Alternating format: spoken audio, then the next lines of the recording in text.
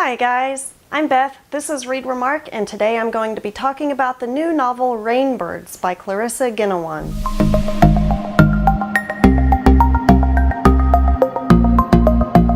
Hi guys, thanks so much for joining. Rainbirds is a beautiful story about a man named Ren. He's a young adult just about to graduate from college when he gets the news that his sister, who he has only been in sparse contact with over the years, has been found murdered. She's been stabbed to death. So he leaves his hometown of Tokyo to go take care of her affairs in this small town in Japan. While he's there, he finds himself almost effortlessly slipping into the same footsteps that his sister had taken. He ends up taking the same job that she had, teaching at a private school. He ends up staying at the same place that she had stayed at, free rent, which is a kind of nice situation to be in. He even starts making the same friends. So as he follows her life and kind of cleans up the little bits of her that are left, he is trying to figure out who could have murdered her. It's not really a big crime novel though, it's more atmospheric. It's really similar, I thought, to the beautifully atmospheric book Idaho by Emily Ruskovich. The difference between that book and this one is that we do get a resolution to the case. Idaho, my main reservation with that book is that it doesn't really go anywhere. It just kind of simmers in its own atmosphere. Beautifully written, beautiful atmosphere, but it just kind of rests in its own ennui. Rainbirds does much of the same. It simmers in a lot of the atmosphere, it simmers in a lot of ennui, and it simmers in a lot of held back, restrained emotions. But it does go somewhere. We see a progression in Ren from the beginning of the story to the end. Now, as he's going through this almost sort of stasis within his sister's life, he comes across a series of characters and a series of events that end up profoundly changing the people around him, even though with him it's all just kind of a quiet, almost peripheral thing that happens. For example, the woman of the couple whose home he's staying in, he finds out how their daughter had died and tries to give these cathartic words of hope to the wife. Maybe it worked, but he says these life-changing words to her, all the while quietly grieving his sister and not saying the life-changing words to himself that he needs to move on. So while Ren goes through these different situations with different people throughout the book, he's moving a little bit closer and closer, inch by quiet inch, towards either A, resolving the sister's murder, or B, working through his grief due to it. Now, it's a very quiet grief. It's a very subdued grief.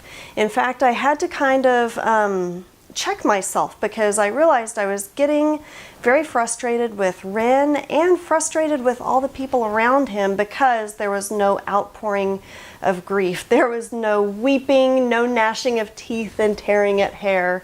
It was all very quiet, very subdued, and very polite. And I realized that I was reading this book through my American eyes, even though it is set in Japan.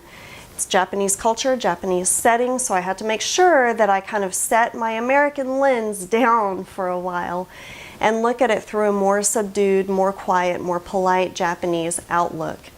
Now, one thing that kind of was strange to me was how unemotional and unattached Ren was to all of the belongings. He pretty much divested himself of everything belonging to his sister. He didn't want to hang on to any of it, not even the urn in which her ashes were stored.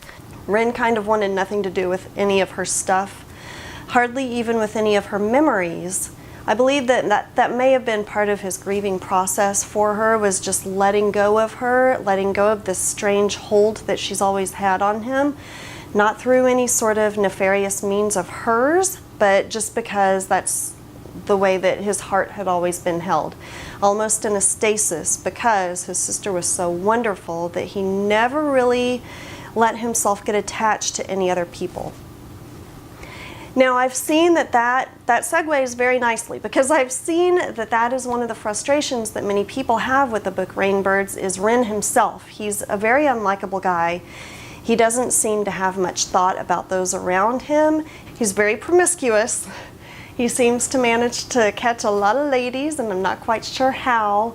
But people were very frustrated with Ren, and I understand that frustration. And I think that, again, speaks to the hold that his sister had on him, the close relationship that they had with each other, and that no other person can really compare to her in his eyes. And so he always seems to hold himself separate from everyone else, even from his parents. And I think throughout the book we see him slowly chipping away at those walls and slowly making room in his heart.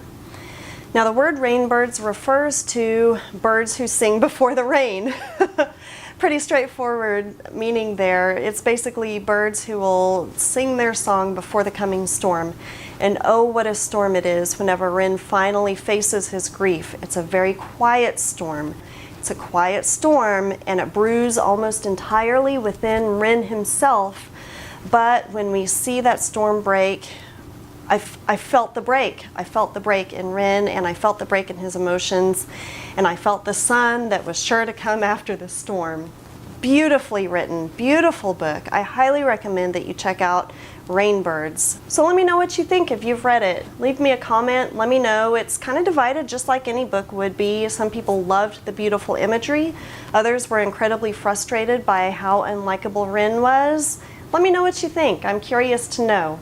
Thank you so much for watching today, guys. I really appreciate it, and I'll catch you next time. Bye.